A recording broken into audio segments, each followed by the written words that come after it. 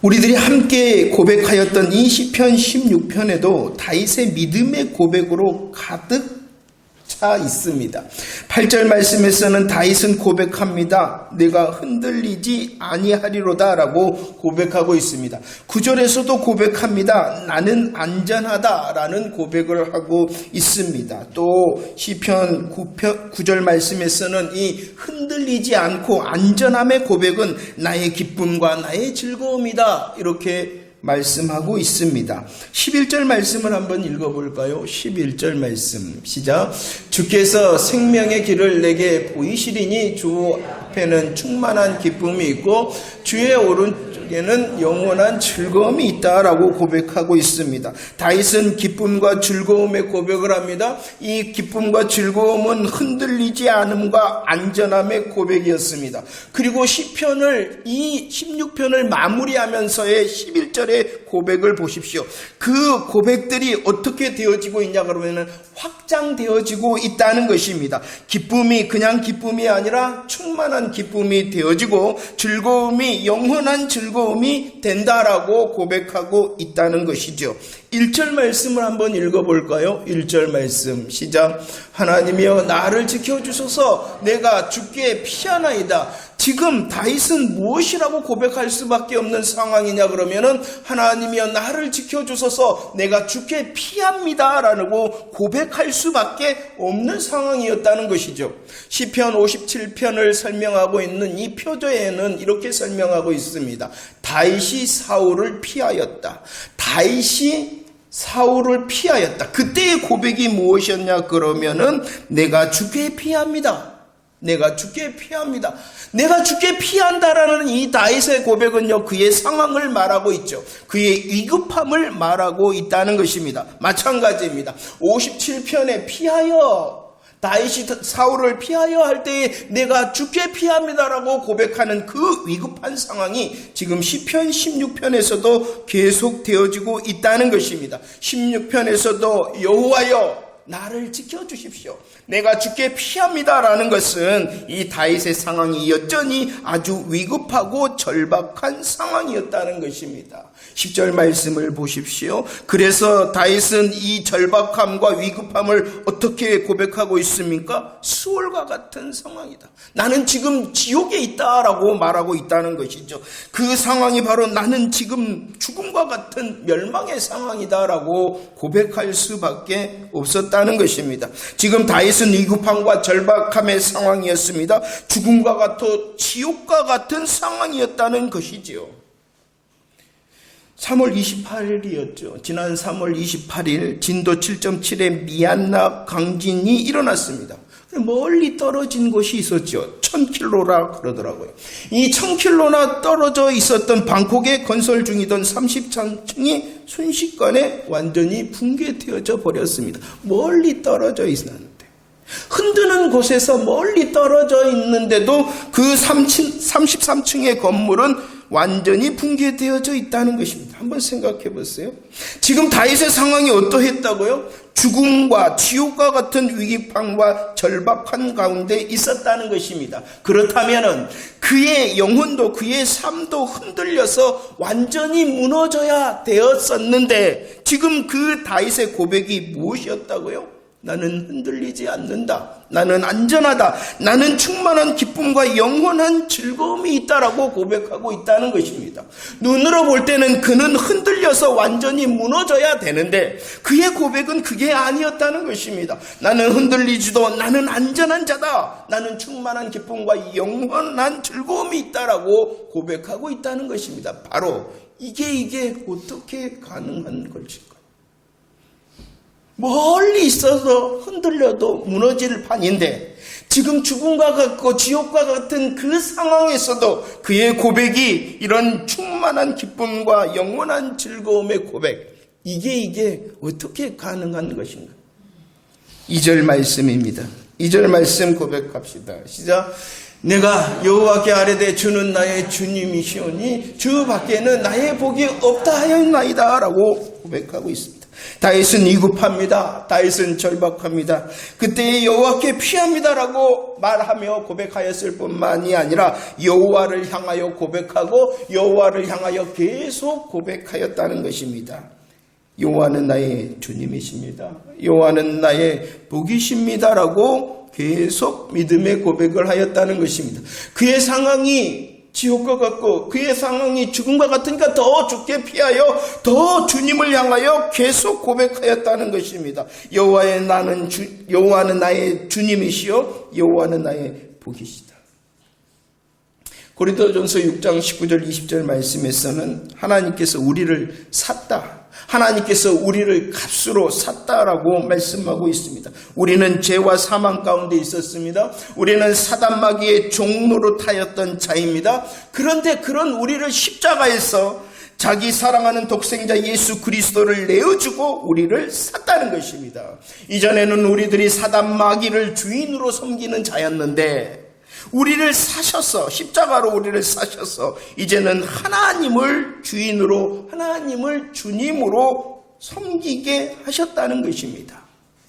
주님이라는 말은 줄임말이라 이렇게 말했습니다. 무엇의 줄임말이냐 그러면은 주인님이라는 말의 줄임말입니다. 주님이라는 것은 주인님이라는 고백입니다. 그러면 여호와 하나님은 나의 주님, 여호와 하나님은 나의 주인님이라는 것은 나는 무엇라는 고백이 되어집니까?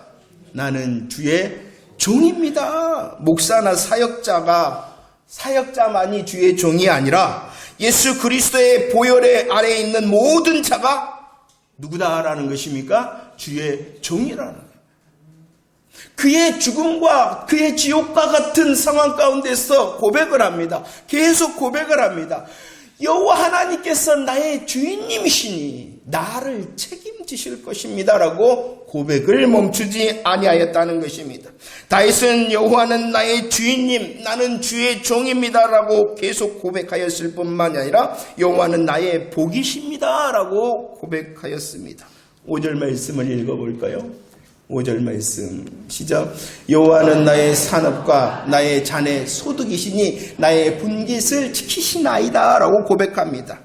5절 말씀은 바로 하나님께서 나의 복입니다 라는 것을 고백하는 말씀을 풀어서 말씀하고 있습니다. 하나님께서 나의 복이라는 것은 하나님께서 나의 산업이십니다. 하나님께서 나의 잔의 소득이십니다. 하나님께서 나의 분깃입니다 라는 고백을 하고 있는 것입니다. 이 고백이 왜 놀라운 것이냐 그러면 민수기 18장 20절 말씀에서는 레위지파를 향하신 하나님의 약속의 말씀입니다. 이 18장에서 어떠한 일이 있었냐 그러면은 다른 지파, 레위지파 다른 지파에게는 하나님께서 가나안 땅을 자신들의 그 지파의 기업으로 다 분배해 주었습니다. 가나안 땅을 분배받지 못한 지파가 있었는데 그 지파가 누구냐 그러면은 레위 지파였다는 것이죠. 그때에 땅을 분배받지 못한 이 레위 지파를 향하여 하나님께서 말씀하시고 있는 거예요. 땅을 분배받지 못한 이 레위 지파를 향하여 하나님께서 뭐라고 말씀하셨냐 그러면은 하나님께서 친히 그 레위 지파에 땅을 분배받지 못한 이 레위 지파에게 내가 너의 것이 될 것이다. 내가 너의 것이 될 것이다. 내가 너의 분깃이고 내가 너의 기업, 너의 것이 될 것이다 라고 하나님께서 친히 약속해 주었다는 것입니다. 하나님, 나에게 눈에 보이는 땅은 없지만 하나님이 나의 전부, 하나님이 나의 복이십니다 라고 지금 다윗이 고백하고 있는 것입니다. 절망과 또 위급한 상황이었습니다. 지옥과 같은 상황, 죽음과 같은 상황이었습니다. 그렇기 때문에 이 다윗은 더 주님을 향하여 고백하는 것을 멈추지 아니하였다는 것이죠. 4절 말씀을 볼까요? 어떠한 사람이 등장하냐 그러면은 다른 신에게 예물을 드리는 자, 다른 신에게 전제를 드리는 자, 다른 신의 이름을 부르는 자가 나온다는 것입니다. 지금 다윗은 죽음과 지옥과 같은 위급하고 절박한 상황 중에서도 나는 인생의 지푸라기를 붙잡지 않겠습니다라고 다시 결정하였다는 것입니다. 다시 다윗은 이런 상황 가운데 결정을 하고 오직 여호와께서 나의 주님이시여 오직 여호와께서 나의 복이시고 만족이시고 전부입니다라고 계속 고백하였기 때문에 가능하였다는 것이죠. 시편 123편 2절 말씀을 보면 종의 눈이 향하는 곳이 있습니다. 여종의 눈이 향하는 곳이 있습니다. 그것이 무엇이냐 그러면은 상전과 여주인의 손을 바라본다라고 말씀하고 있습니다. 오직 다윗의 시선은 지금 누구만을 바라보냐 그러면은 여호와 하나님만을 바라보며 인내함으로 기다린다는 것이요. 그 인내로 그냥 기다리는 것이 아니라 더 여호와 하나님으로 결정하고 그 여호와 하나님을 계속 고백하였다라고 말씀하고 있는 것이죠. 다윗의 상황이 어떠했다고요? 죽음과 지옥 같은 상황이었습니다. 위급함과 절박함으로 정말로 그의 영혼도 그의 삶도 흔들려 완전히 무너지는 것이 당연한 것처럼 보일 때였습니다. 그러나 다윗은 나는 흔들리지 않는다. 나는 안전하다. 나는 충만한 기쁨과 영원한 즐거움이 있다라고 고백하고 있지요. 이게 가능한 이유가 무엇입니까? 다시 고백하기 시작했어요. 다시 고백하며 계속 고백하였다는 것입니다. 고백하면서 결정하였습니다. 그리고 인내함으로 주를 바라봤기 때문에 그의 고백이 가능하였다는 것입니다. 7절 말씀도 읽어볼까요? 7절 말씀입니다. 시작. 나를 훈계하신 여호와를 송축할 밤마다 내 양심이 나를 교훈한다라고 고백합니다. 여호와께서 나를 훈계하신다. 여호와께서 나를 교훈하신다라고 말씀하고 있습니다. 이 훈계와 교훈에 대하여 11절 말씀에서는 어떻게 말씀하고 있냐 그러면은 이것이 나의 생명의 길이다라고 말씀하고 있습니다.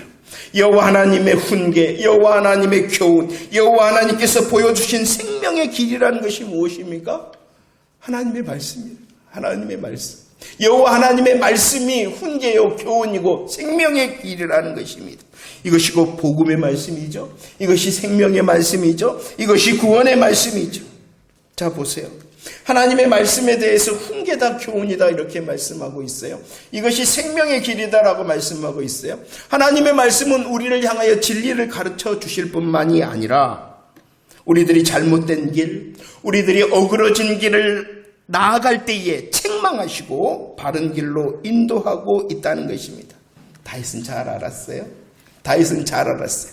자신을 향하여 지금 훈계하시고 교훈하시는 하나님의 깊은 사랑을 잘 알았어요.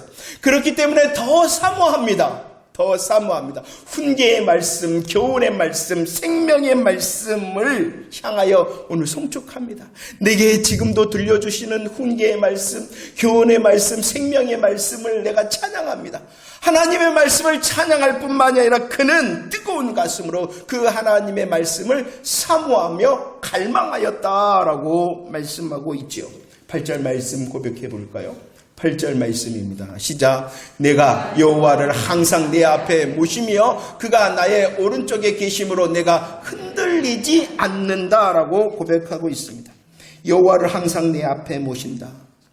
내가 여호와를 항상 내 앞에 모신다는 것은 훈계와 교훈, 생명의 말씀을 듣기만 하는 것이 아니라 힘써 지켜 행한다라는 고백입니다. 하나님의 말씀을 향하여 찬양할 뿐만이 아니라 하나님의 말씀을 갈망할 뿐만이 아니라 그 하나님의 말씀이 들려질 때에 힘써 지킨다라는 것이 그 여호와를 항상 내 앞에 모신다는 것입니다. 오른쪽이다라고 말합니다. 오른쪽은 힘과 권능을 말씀하는 것입니다. 오른쪽에 계신다. 나의 오른쪽에 계신다라는 말씀은 내가 말씀을 듣고 행하는 것을 나의 힘과 나의 능력으로 삼았다라고 고백하고 있는 것입니다. 요한복음 8장 29절 말씀 예수님께서는 이렇게 말씀해 주십니다. 나를 보내신 성부 하나님께서 나와 함께 하신다. 나를 혼자 두지 않는다라고 우리 예수님께서 말씀해 주고 있습니다. 그런데 이 예수님께서 하나님께서 언제나 함께 하시고 하나님께서 혼자 두지 않는 이유에 대하여 말씀합니다. 왜 성부 하나님께서 성자 예수님과 함께하고 성자 예수님을 혼자 두지 아니하시냐 그러면은 성자 예수님께서 성부 하나님께서 기뻐하시는 일을 행하기 때문이다 이렇게 말씀하고 있어요. 이 말이 무엇입니까? 훈계와 교훈 생명의 길의 말씀을 듣는다는 것입니다. 들을 뿐만이 아니라 힘써 지켜 행한다는 것입니다. 그 말씀의 순종을 힘으로 삼고 능력으로 삼는다는 것입니다. 이것이 하나님께서 기뻐하시는 일이라는 것이에요. 그 하나님께서 기뻐하시는 일을 행할 때에 나와 함께 하시고 나를 혼자 두지 않는다라고 고백할 수 있다라고 말씀하고 있는 것입니다. 다시 어떠한 상황이었다고요? 죽음과 지옥과 같은 상황이었습니다. 위급함과 절박한 상황이었습니다. 그의 영혼도 그의 삶도 흔들려 완전히 무너져 버려야 되는 것이 마땅한 것처럼 보입니다. 그런데도 그는 나는 흔들리지 않고 나는 안전합니다. 나는 충만한 기쁨과 영원한 즐거움이 있다라고 고백할 수 있었습니다. 이게 가능한 이유가 무엇 때문이었다고요? 하나님을 계속 고백하고 하나님으로 결정하고 하나님을 바라봤기 때문입니다. 바라봤을 뿐만 아니라 주님께서 훈계와 교훈과 생명의 말씀을 들게 하실 때에 그 말씀을 잘 듣습니다. 그 말씀을 잘 들을 뿐만 아니라 힘써 지켜 행합니다. 그 말씀을 지키는 것을 힘과 능력으로 삼았기 때문에 그가 무너지지 아니하였을 뿐만이 아니라 기쁨과 즐거움의 고백을 멈추지 않을 수 있었다. 여러분들은 가능하신가요? 여러분들은 가능한 삶을 살고 계신가요? 그리고 이렇게 주님을 향하여 고백하고 계속 고백하고 바라보고 그 말씀을 힘써 지켜 행하는 이 모습이 바로 성도의 모습이라는 것입니다. 시편 16편 10절 말씀을 보십시오. 시편 16편 10절 말씀입니다. 시작. 이는 주께서 내 영혼을 수월에 버리지 아니하시며 주의 거룩한 자를 멸망시키지 않으실 것이다 라고 고백하고 있습니다. 성도의 삶, 의인의 삶을 살아내는 자를 향하여 10절 말씀에서는 거룩한 자라 이렇게 말씀을 합니다. 그래도 주를 고백하고 그래도 주를 향하여 결정하고 그래도 주를 바라보고 그래도 주의 말씀을 향하여 힘써 지키는 자리를 지키는 자, 그게 성도고 그게 의인의 세대고 그게 오늘 말씀하시는 존귀한 거룩한 자라 이렇게 말씀하고 있습니다. 그 삶을 살아내는 자를 향하여 어떻게 고백하고 말하고 있냐 그러면은 수월에 버리지 아니하시며 멸망시키지 않으실 것이다. 다윗의 고백이에요. 다윗의 고백. 이 고백은요, 죽음조차 초월한 여호와 하나님 중심의 고백을 하고 있습니다. 무엇을 초월한다고요? 죽음을 초월한 여호와 하나님 중심의 고백이라는 것이 그러면은 뭘까요? 죽음을 초월한다는 것이 무엇일까요?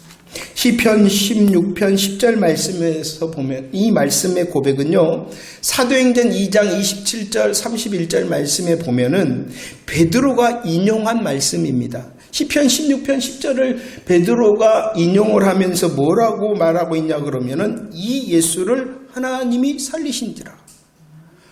내 영혼을 음부에 버리지 않고 썩임을 당하지 않도록 하겠다라는 이 다윗의 고백은 베드로가 다시 영적인 해석을 할 때에 예수를 하나님이 살리셨다라는 부활신앙의 고백이다라고 베드로 사도가 다시 이 말씀을 인용하며 말하고 있다는 것입니다.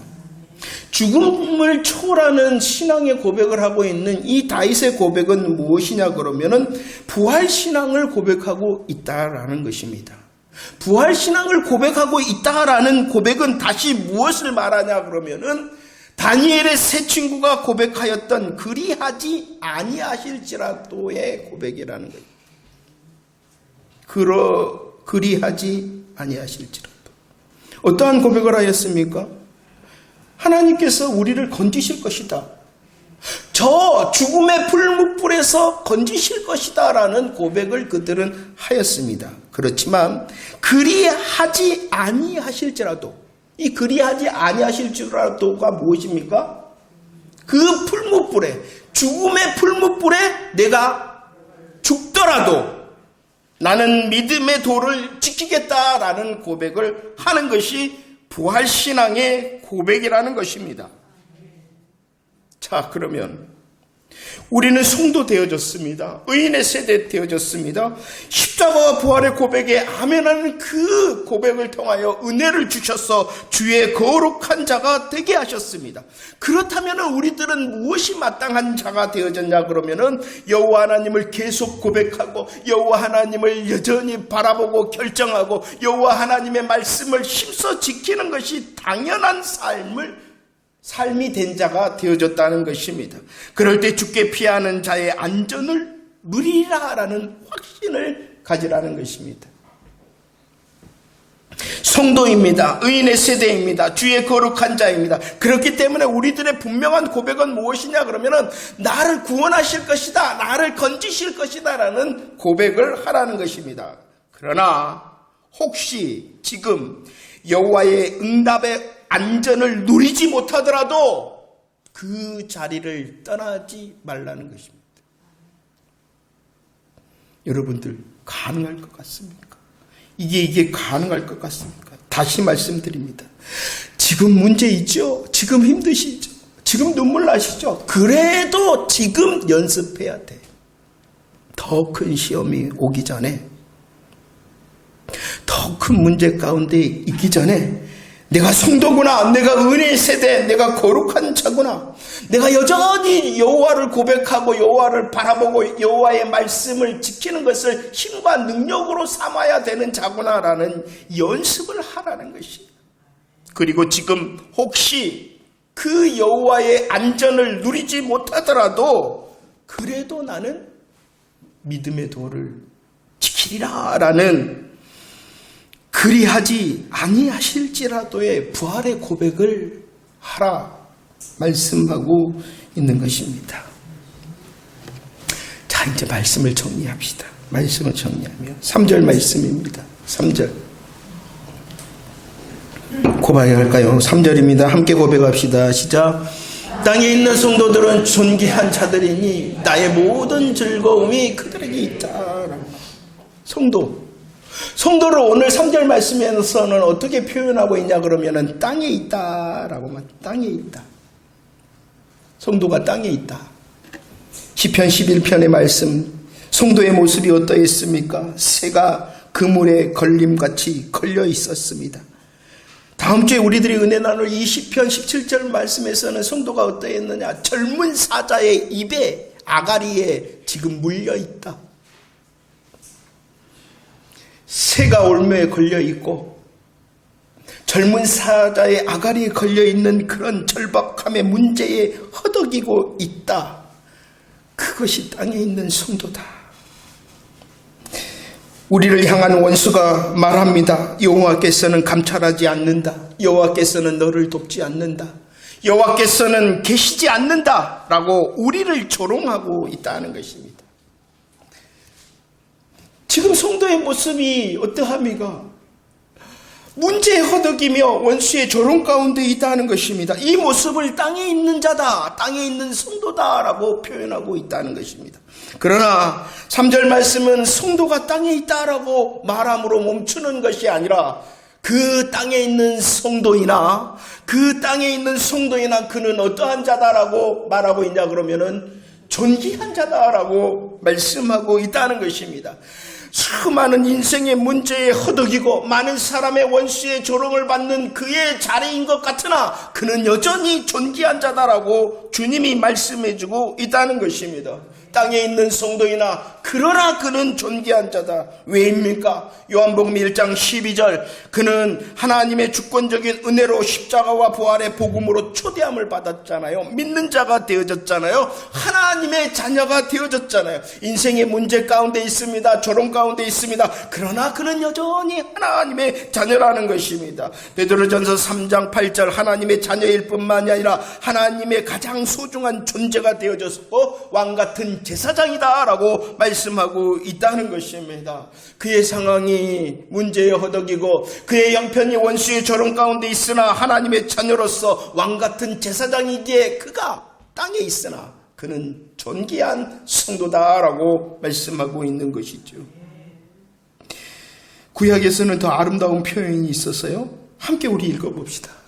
땅에 있으나, 문제에 허덕이는 우리 가운데 있으나, 원수의 조롱 가운데 있으나 내가 누구인가를 함께 고백합시다. 이사야 62장 3절, 그 다음에 스가랴 9장 16절 우리 함께 고백합시다. 시작. 너는 또 여호와의 손의 아름다움과 내 하나님의 손의 왕관이 될 것이라. 이날에 그들의 하나님 여호와께서 그들을 자기 백성의 양떼같이 구원하시리니 그들의 왕관의 보석같이 여호와의 땅에 빛나리라 라고 말합니다. 죄로 인하여 이스라엘이 다 망해버렸어요. 하나님의 성이고 하나님의 성전이고 다 망해버렸어요. 그리할지라도 땅에 있잖아요. 문제에 허덕이고 있잖아요. 원수의 조롱 가운데 있잖아요. 그래도 하나님께서 그들을 향하여 말씀합니다. 땅에 있는 그 이스라엘 백성들, 땅에 있는 성도들을 말해, 너는 나의 왕관이다. 너는 나의 아름다운 왕관이다. 죄로 인하여 볼품이 없어졌는데, 죄로 인하여 다 포로 되어져서 멸망 가운데 있는데, 그래도 하나님이 그들을 향하여 말씀하고 있어요. 너는 나의 왕관, 너는 나의 아름다운 왕관이다. 그럴 뿐만이 아니라 그 왕관 중에서도 가장 빛나는 왕관의 보석이다.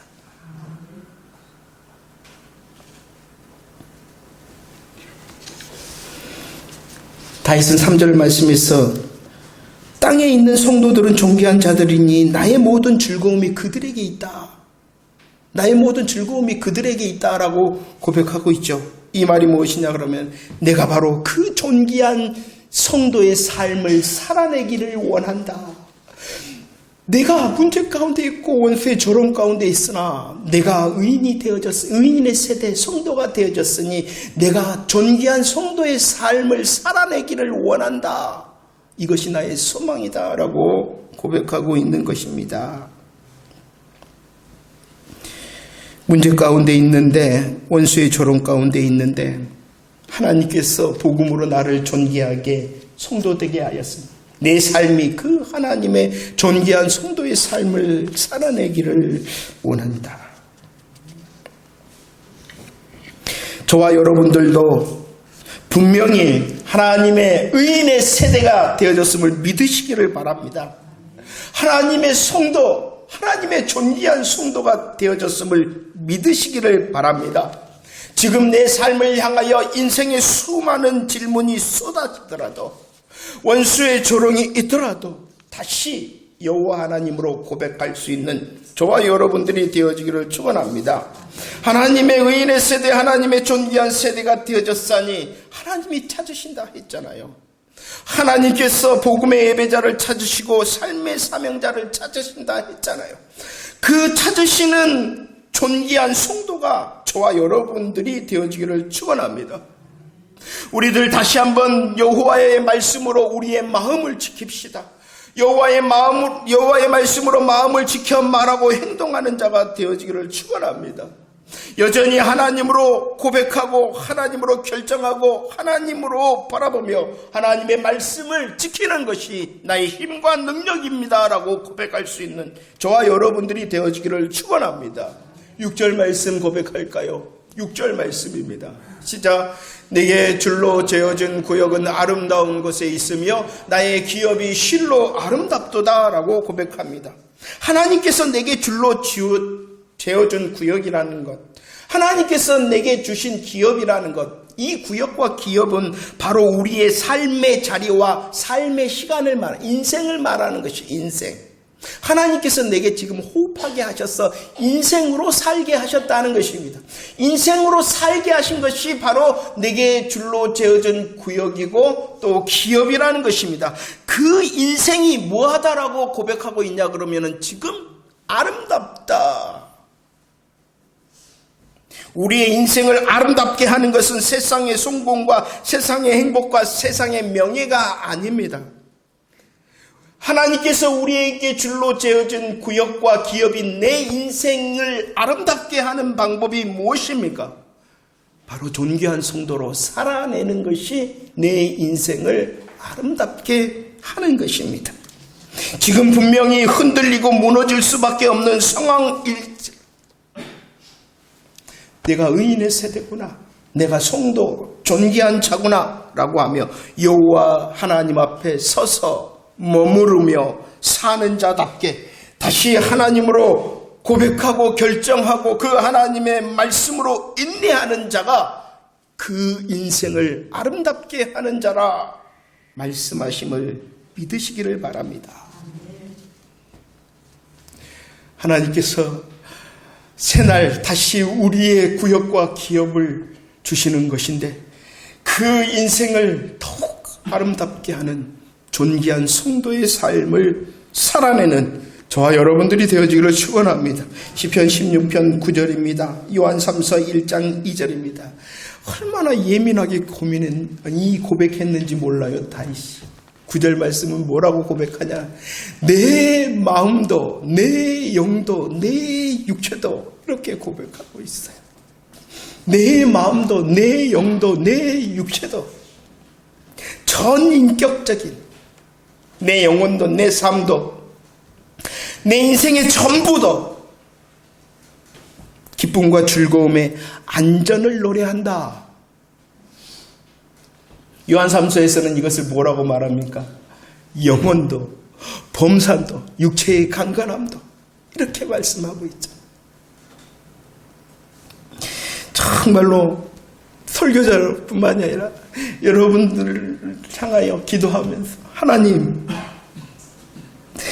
의인의 세대라 말씀하셨는데 우리 성도들 한 사람 한 사람 존귀한 성도라 말씀하셨는데 이 의인의 삶과 존귀한 성도의 삶으로 몸부림치고 있는데 우리 성도들의 마음도 우리 성도들의 영도 우리 성도들의 육체도 영혼도 범사도 간근하게 하십시오. 간근하게 하십시오. 그리 아니하실지라도 나는 내 믿음의 도를 지키는 자 되겠습니다 라는 하나님 앞에 존귀한 성도의 삶을 살아가는 새 날이 되어지기를 축원합니다.